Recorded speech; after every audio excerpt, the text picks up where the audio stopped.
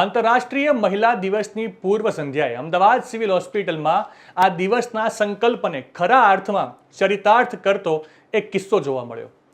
પતિ સારવાર દરમિયાન બ્રેઇન ડેડ થતા પત્ની બબલી દેવીએ સંવેદનાપૂર્ણ રીતે પતિના તમામ અંગોનું દાન કરવાનો સંવેદનશીલ નિર્ણય કર્યો. શું છે આખી બાબત, વિગતે વાત કરીએ. નમસ્કાર, બીબી ન્યૂઝ ગુજરાતમાં હું સુભાષ આપનું સ્વાગત કરું છું.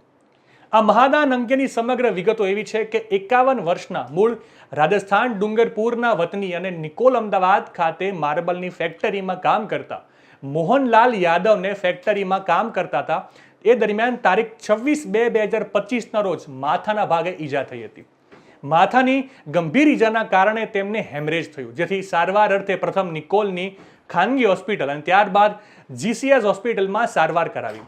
પરંતુ સ્થિતિ ગંભીર બનતા તેઓને સઘન સારવાર અર્થે તારીખ 4/3/2025ના રોજ અમદાવાદ સિવિલ હોસ્પિટલમાં લાવવામાં આવ્યા. અહીં સારવાર દરમિયાન તારીખ 7/3/2025ના રોજ તબીબોએ મોહનલાલને બ્રેઇન ડેડ જાહેર કર્યા.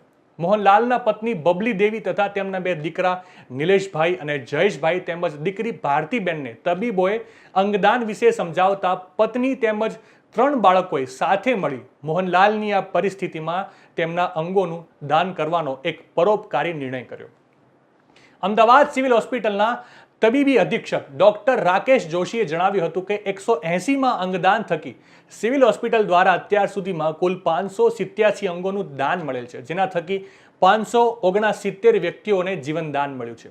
180માં અંગદાનથી મળેલ 2 કિડની, 1 લીવરને સિવિલ મેડિસિટી કેમ્પસની જ કિડની હોસ્પિટલના જરૂરિયાતમંદ દર્દીઓમાં તેમજ હૃદયને ગ્રીન કોરિડોર મારફતે અમદાવાદની સિમ્સ હોસ્પિટલમાં દાખલ દર્દીને ટ્રાન્સપ્લાન્ટ કરવામાં આવશે. આમાં અંગદાનથી કુલ 4 લોકોને નવજીવન આપવામાં સફળતા મળશે. નવા સમાચાર, નવી અપડેટ સાથે ફરી મળીશું. ત્યાં સુધી મને રજા આપશો. નમસ્કાર.